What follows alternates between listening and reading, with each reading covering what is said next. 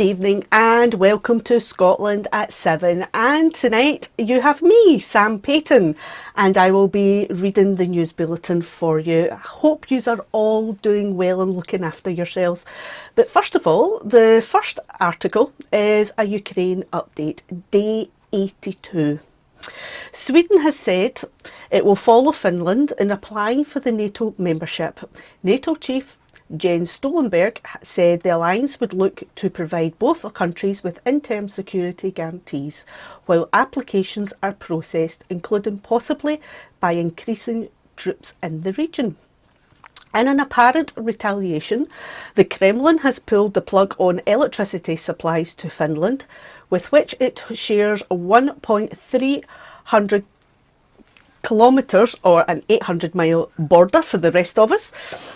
NATO pledged open-ended military support for Ukraine on Sunday at a meeting of Alliance foreign ministers in Berlin. Germany's Alina Baerbock, sorry, I'm just taking my glasses off there because my eyes are going funny, so bear with me. And Alina Baerbock said it would provide military assistance for as long as Ukraine needs this support for self-defence of its country. UK intelligence revealed that Russia may have lost as much as a third of the invasion force, as more than 400 Russian soldiers were estimated to have been killed or wounded last week trying to cross the Donetsk River. The UK defence chiefs and Russia's offensive in the eastern Donbass region had lost momentum, and that Moscow's battle plan was significantly behind schedule. Ukraine's President Volodymyr Zelensky has warned that the military situation in Ukraine's southeastern Donbass region is very difficult, as analysts say Russian President Vladimir Putin has had his sights on annexing southern and eastern Ukraine in the months ahead. Russia's defence ministry claimed it carried out high-precision missile strikes on 4 artillery munitions depots in the Donetsk area in the east of Ukraine. The ministry also claimed airstrikes had destroyed 2 missile launching systems and radar and 15 Ukrainian drones around Donetsk and Lugansk. As Russian forces struggle in Ukraine, Ukrainian forces made inroads. The 1st Ukrainian Battalion reached the Russian border in the Kharkiv region today. Ukrainian authorities are conducting at least 10 active rape investigations involving Russian troops and are calling for other victims to come forward. Kalish Orchestra, the band that won the Eurovision for Ukraine, is auctioning off the statuette to raise funds for Ukrainian army and Ukraine. The win has lifted the spirits for Ukraine, and well done. Zelensky has warned that the war in his country risks triggering global food shortages and has urged international intervention to prevent global famine. Before the invasion, Ukraine supplied 12% of the planet's wheat, 15% of its corn and half of its sunflower oil. A cyber attack on Lviv City Council website resulted in stolen data that ended up published in Telegram channels linked to Russia. This happened the same weekend Italian police stopped a hacker attacks by pro-Russian groups on the Eurovision Song Contest. Now on to our next story. Sweden follows Finland in confirming it will apply to join NATO. The Swedish government has confirmed it intends to apply for membership of NATO, joining neighbouring Finland in a dramatic decision that marks one of the biggest strategic consequences of the Russian invasion of Ukraine to date. There is a broad majority in Sweden's parliament for Sweden to join NATO, the Prime Minister Magdalena Andersson said today. This is the best thing for Sweden's security. We will inform NATO that we want to become a member of the alliance. Andersson told the press conference following a parliamentary debate that Sweden would be in a vulnerable position while the application was being processed, but that she felt confident and there is support for this amongst the Swedish people. On Sunday, the Finnish government confirmed its intention to join NATO, while Andersson's ruling Social Democrats agreed to drop their long-standing opposition to the idea, paving the way for membership applications within days. The decision by the two governments, both of which have remained neutral or non-aligned since the end of the Second World War, drew a sharp initial response from Russia, which described it as a serious mistake with far-reaching consequences. Finland shares an 810-mile border, or 1,300 kilometres in new money, land border with Russia and Sweden, a maritime border. Both countries have for decades considered that joining the 30-member US-led NATO alliance would represent an unnecessary provocation of Moscow. However, Putin's invasion of Ukraine on the 24th of February has led to profound change in Nordic thinking, with public support for NATO accession in Finland more than trebling to about 75% and rising to between 50% and 60% in Sweden. Our security environment has fundamentally changed. The Prime Minister, Sanna Marin, told Parliament as she opened the debate, the only country that threatens European security is now openly waging a war of aggression is Russia. The NATO Secretary General, Jens Stoltenberg, has said that the countries would be welcomed with open arms and their accession would be quick, although Turkey's objections could delay the process, which remains unanimity among members. Now for the next story. The First Minister renews focus needed on climate emergency. Sorry, taking a quick drink of tea. It's been such a long time since I've done this. The First Minister renews focus needed on climate emergency. In her keynote address to the Brookings Institution in Washington, the First Minister is urging countries to ensure current strains placed on the international order, included by the Russian invasion of Ukraine, do not result in the promises made at COP26 being broken on a visit to the USA this week. Nicola Sturgeon is calling for global partners to lead by example as they step up actions to keep global temperature rise below 1.5 degrees. Whilst addressing concerns over energy security. The speech is part of a series of engagements the First Minister has undertaken in Washington and meetings with policymakers and business leaders. The First Minister will be stressing that policy and economic goals must align to ensure a just transition to a decarbonised economy. The First Minister will also meet with congressional caucuses, including the Caucus for Women's Issues, the Friends of Scotland caucus and the European Union caucus, and members of who attended to COP26. The First Minister told her audience that Scotland is positioning itself with a testbed for green technologies. Scotland is the location for the world's largest floating wind farm, an established centre for the development and testing of new wave and tidal technologies, and Scotland has developed plans to trial carbon capture and storage. The First Minister also pointed to the Hydrogen Action Plan the Scottish Government produced last year. She has said that she hopes that this innovation can benefit other countries and create jobs and opportunities at home in Scotland. Now for our next story, and it's a sigh of disbelief. Boris in Never Land. Sinn Féin has accused Boris Johnson of placating the DUP and not prioritising the resumption of the power-sharing executive. Mary Lou McDonald, the party's president, made these points when she spoke to reporters after her meeting with the PM. These are from Amanda Ferguson from Reuters, Chris Page from the BBC and Anusha Ashnana from ITV. Mary Lou McDonald said that it had been a tough meeting with Boris Johnson, adding it was clear to Sinn Féin, despite all the rhetoric about establishing government in North, Boris Johnson's visit is about placating the DUP. Miss MacDonald said she got no straight answers from the British Prime Minister.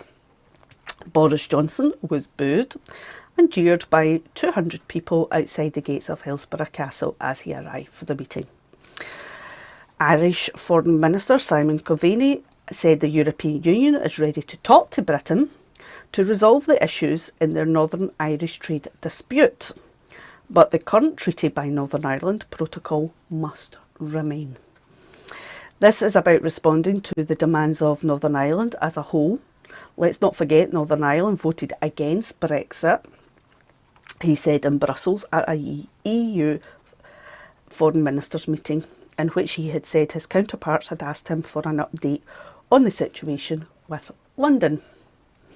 But that doesn't mean we shouldn't try to accommodate other positions. That's the approach we need to take, not threats of unilateral action, which are deeply unhelpful, he said, of the British calls to tear up the Northern Ireland Protocol. Now, for the next story, another one about Boris Johnson. New poll shows Boris Johnson could lose his seat at the next election. New seat level polling analysis released this week by campaign group Best for Britain projects that Prime Minister Boris Johnson will lose his seat of Uxbridge and South Ruislip at the next general election.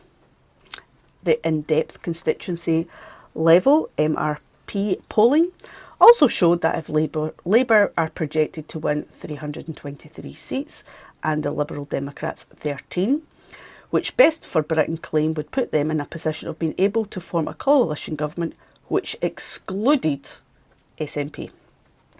However, if the pro-union opposition parties fail to work together, the polling projects that in the most likely scenario, Labour will still fall 18 seats short of an overall majority, leaving them reliant on the SNP to form a government.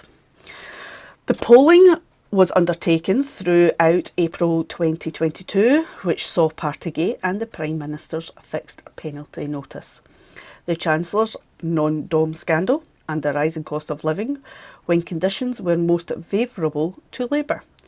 Yet, despite this, they wouldn't be able to form a majority alone. Now, for our next story. You've guessed it, another Tory story. Tory minister says families struggling with the cost of living crisis could work longer hours or find a better job. A UK government minister has been criticised for being completely out of touch after an interview on Sky News this morning. The UK government's safeguarding minister, Rachel Maclean, advised families could cope with rising bills and slow wage growth by taking on more hours or moving to a better job. The comments are the latest in a series of crass remarks by senior Tory figures on the cost of living crisis, including George Eustice, who told struggling families to live off of own food brands. The SNP's Work and Pension spokesperson, Kirsty Blackman, called the comments callous and demanded more direct support for households, including the introduction of a child payment to match the ambition of the Scottish Child Payment, to tackle poverty and turning of the energy support loan into a more generous grant. Commenting, Kirsty Blackman MP said, with each day that passes, another out-of-touch Tory minister shames themselves by making callous comments like this in an attempt to shift blame over the cost of living crisis to ordinary people left suffering from it. This blame for the crisis lies squarely at the feet of the UK Tory government, who have yet to offer any meaningful action or support to families who are facing energy bills rising by 50% and their wages stagnating. It's clear all the Tories have to offer is insults. Now, our next story. Countries powered by hydroelectric have the lowest energy prices, except Scotland. Countries that are powered by clean renewable energy sources are paying far less to heat their homes, according to a new report. Analysis conducted by the Australian Energy Council found that countries like Canada, Norway, who are dominated by hydroelectric plants, have the lowest household electricity prices in the OECD. To date, Canada obtains most of its electricity from hydro, 60%, while Norway generates almost all of its needs from hydroelectricity plants, 93%. The report comes as the UK's Energy Minister, Paton, conceded that the government's nuclear plan could increase household energy bills in the near future. The SNP has called on the UK government to use inflated oil and gas prices to invest in a Track 1 carbon capture site in the northeast of Scotland to match the Scottish Government's £500 million Just Transition investment. Commenting, the SNP's Shadow Minister for Energy and Climate Action Change, Alan Brown MP, said the SNP has held the view that the future of Scotland's energy must come from clean, renewable sources. Sadly, though, the outdated Westminster system that Scotland is currently chained to continues to take a different stance on the issue, investing in nuclear energy rather than things like wind, which is the cheapest form of power. We know that the Treasury are reaping the rewards of inflated oil and gas prices, with £13.6 billion of additional income generated from Scotland's resources, and a further £6 billion earned from the emissions trading scheme.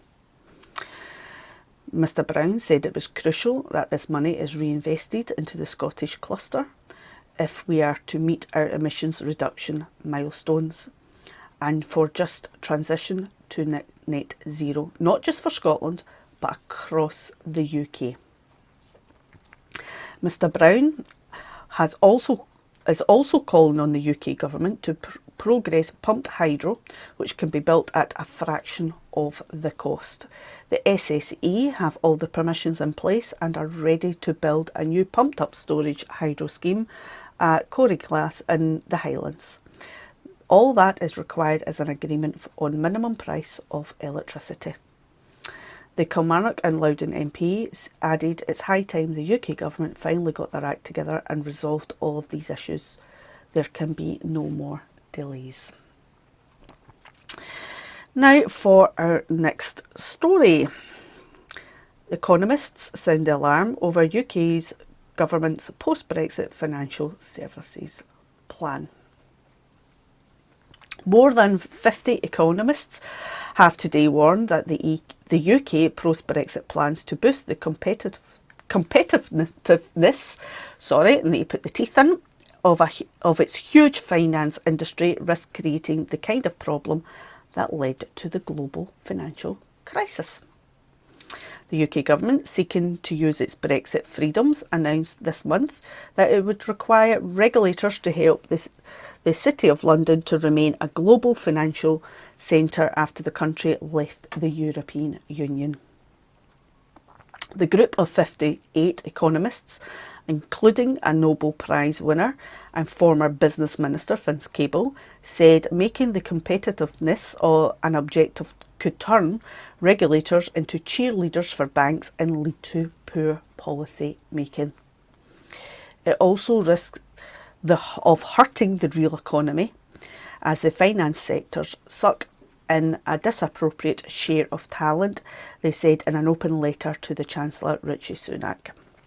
In the letter, the group say that the UK needs clear regulatory objectives that promote economy-wide productivity, growth, market integrity, and also protect consumers and taxpayers, advance the fight against climate change, and tackle dirty money to protect the UK's collective security.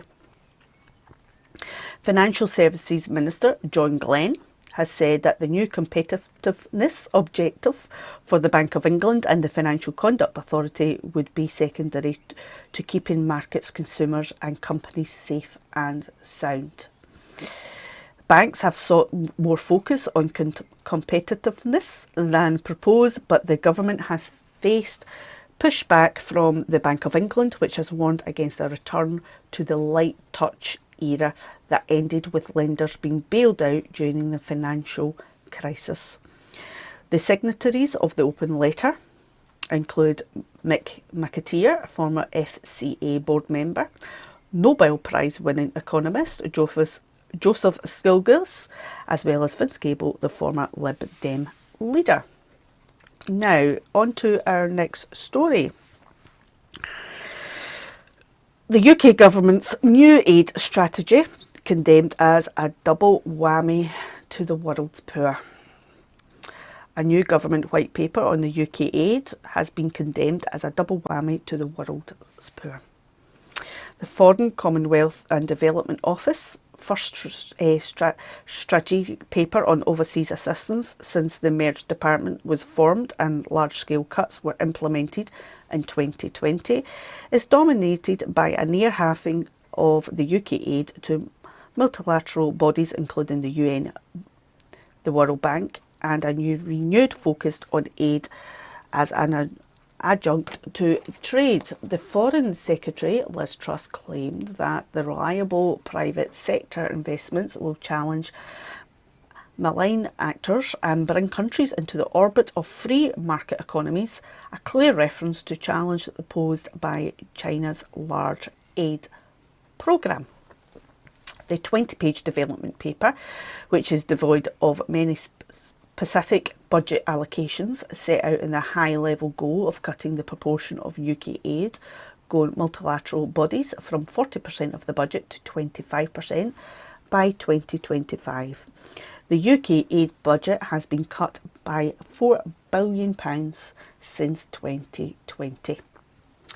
Sarah Champion, the chair of the Commons International Development Committee, said the Foreign Secretary's strategic has two main thrusts. It advocates the aid for trade, linking the provision of aid access for UK goods and services, and it says more of our money should go on direct government-to-government spending rather than spending through international bodies such as United Nations, adding, "I fear that adds up to a double whammy against the global poor."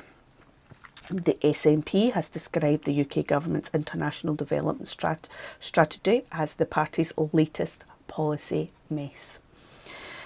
The SNP say they are of the firm opinion that international development should not be viewed as a business or profit venture. It should instead be focused on protecting and safeguarding those in the most acute need around the world.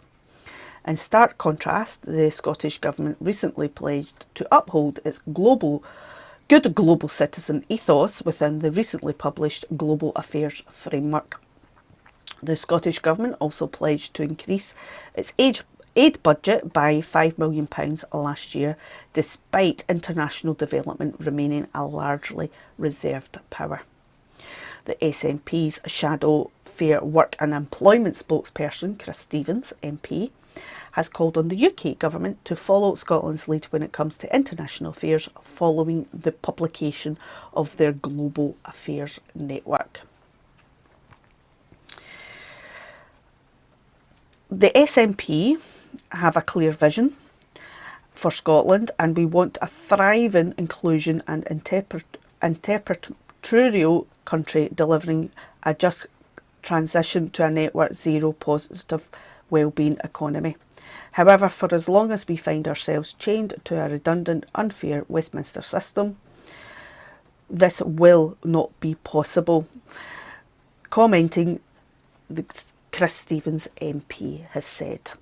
And also, the international development strategy set out by Liz Truss is the latest policy mess from a Tory party that is completely out of touch. Now on to our next story. Babcock awarded a 10-year contract for HMS Queen Elizabeth class aircraft carrier dockings. Babcock, the International Defence Aerospace and Security Company, has been awarded a 10-year contract to provide dry dock maintenance for the Royal Navy's Queen Elizabeth class, the QEC aircraft carriers. The new £30 million contract follows a previous maintenance period where Babcock completed the first docking for HMS Queen Elizabeth at Rosyth its site in 2019, and includes all routine maintenance repairs that cannot be done when the vessel is afloat. In addition to the scheduled dockings, Babcock will provide facilities for any contingency dockings required over a 10-year contract duration, while sustaining and supporting around 300 jobs. The first planned activity will take place next year with a 6-week work package. This is a significant milestone for the big ship dockings at Rosyth, in which the integration site for the UK carrier build and assembly programme from 2008-2019. Babcock has invested more than £100 million in skills and the site infrastructure over the years at Rosyth. This is now one of the UK's most modern, capable and competitive manufacturing and repair facilities for a large-scale marine energy programmes with around 2,000 strong workforce. Alongside traditional maintenance practices, the ship's docking period will further benefit the digital transformation underway at the Rosyth site, which is already in place to support the build and assembly of the Royal Navy's new Type 31 Inspiration class frigates. The UK government has said that there would be a risk to shipbuilding for the Royal Navy if Scotland becomes independent. However, in February this year, John Howie, the Chief Corporate Affairs Officer at Babcock, in response to the questions from MPs, said that the firm had made a significant investment into their facility at Rosyth and would not have done so if they planned to move. Now, for our last story of the evening, Honnigan Improvement Scheme opens. The Scottish Government backed A92 and A96 Honnigan Improvement Project opens to traffic today, delivering 500 metres of new dual carriageway, allowing road users in Aberdeen to bypass an area well known for causing significant queues and delays for traffic. The new dual carriageway link road will take traffic between the A92 North Anderson Drive and the A96 Ochmill Road and improve traffic flow and alleviate congestion in the area and improve journey time and reliability. The opening of this £49.5 million new road will further enhance the benefit of road users in the North East, already enjoying from the £745 million investment in the Aberdeen Western Peripheral Route Balmeedy Tipperary project. Prior to cutting the ribbon to mark the road opening, the Minister for Transport, Jenny Gilruth, MSP, visited the Middlefield community project to hear more about some of the community benefits that the contractor Farron's Construction has delivered during the construction period. Ms Gilruth then accompanied on a short walk to the new road by Farron's Construction staff Carol Fleming and Jack Paton, whose experience on the project enabled them to gain qualifications as well as a wealth of experience working on a major infrastructure project. Commenting, the Minister of Transport, Jenny Gilruth, said, "It has just been over 3 years since the construction work began on this key improvement for Aberdeen, and later today the public will be able to travel along it for the first time. The new dual carriageway will help tackle congestion caused by the traffic bottleneck at the Honnigan roundabout and deliver significant benefits, including improving journey time to road users and public transport."